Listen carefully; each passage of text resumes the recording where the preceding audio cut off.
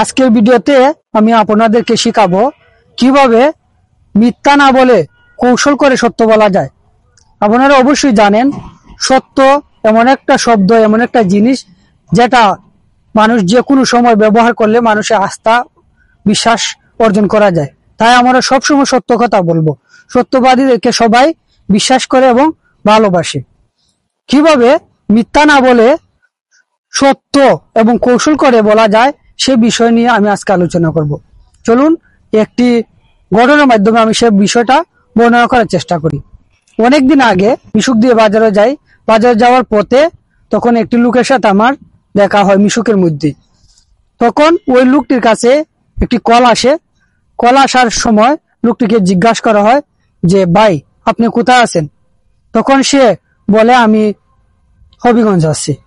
তখন সে হবিগঞ্জ আসি বলার পর যখন সে অনেকটা পথ অতিক্রম করে সে বাজারে পৌঁছায়, বাজারে পৌঁছানো মাত্র সে ওই অপর ব্যক্তিকে পেয়ে যায় যে কল দিয়েছিল।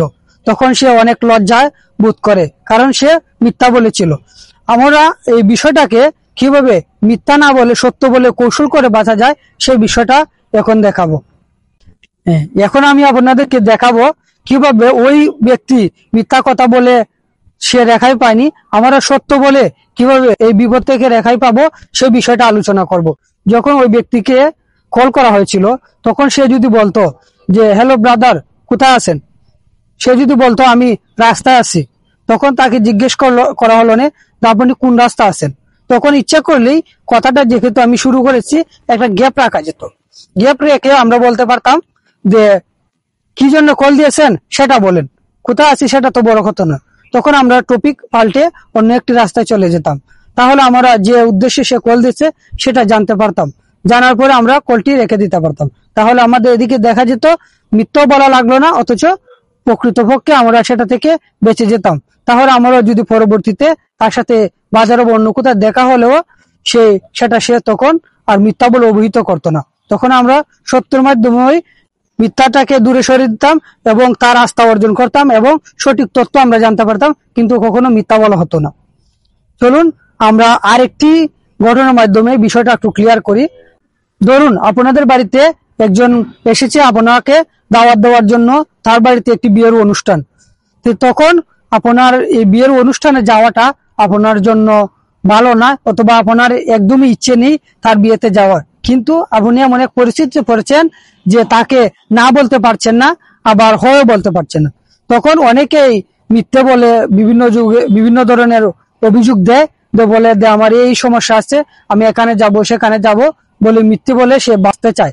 তখন অনেক সময় আছে মিথ্যে বলার পরও যখন সে যে কোনো ক্রমে সে আবার ওই ব্যক্তি এদিকে যাওয়া পরে অথবা তাকে যে কোনো জায়গায় রাস্তায় তাকে পেয়ে যায়, তখন সে লজ্জাবোধ করে।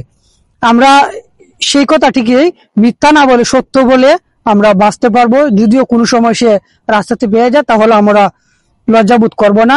এমন কিছু কৌশল আমি এখন বলবো। আমরা ওই ব্যক্তিকে, ধরেন আপনাকে ওই ব্যক্তি দাওয়াত দিয়েছে, তখন আপনি যে কথাটুকু বলতে পারেন তখন বলবেন যে আপনার অনুষ্ঠানটি কবে। তখন সে আনুমানিক, যেহেতু বিয়ের অনুষ্ঠান সপ্তাহ বা 4-5 দিন পরে হওয়ার সম্ভাবনা থাকে, তার আগেই সাধারণত মানুষই বিয়ের দাওয়াত দেয়। তখন বলবেন যে ইনশাল্লাহ যেহেতু অনেক দিন আছে তাহলে আমি চেষ্টা করব যাওয়ার, যদি আমার কোনো সমস্যা না পড়ে তাহলে আমি যাব।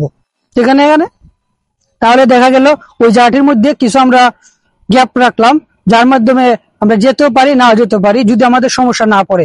এখন পরবর্তীতে আমরা যদি রাস্তায় তার সাথে দেখা হয় তাহলে আমরা বলতে পারবো যে না আমি যেতে পারিনি, আমার একটু সমস্যা পড়েছিল। সে অবশ্যই জানতে চাবে না কি সমস্যা পড়েছিল, কারণ অনুষ্ঠান শেষ হয়ে গিয়েছিল। আমরা এইভাবে বিভিন্ন ধরনের ঘটনা থেকে আমরা এই জিনিসটা বুঝতে পারলাম, আমরা মিথ্যা না বলেও কৌশল করে কিছু কিছু সত্য বলে আমরা অনেক বিপদ থেকে রক্ষা পেতে পারি। তাই আমরা সবসময় সত্য বলবো এবং মানুষের আস্থা অর্জন করব এবং বিশ্বাসের সাথে থাকবো। ধন্যবাদ সবাইকে ভিডিওটি দেখার জন্য।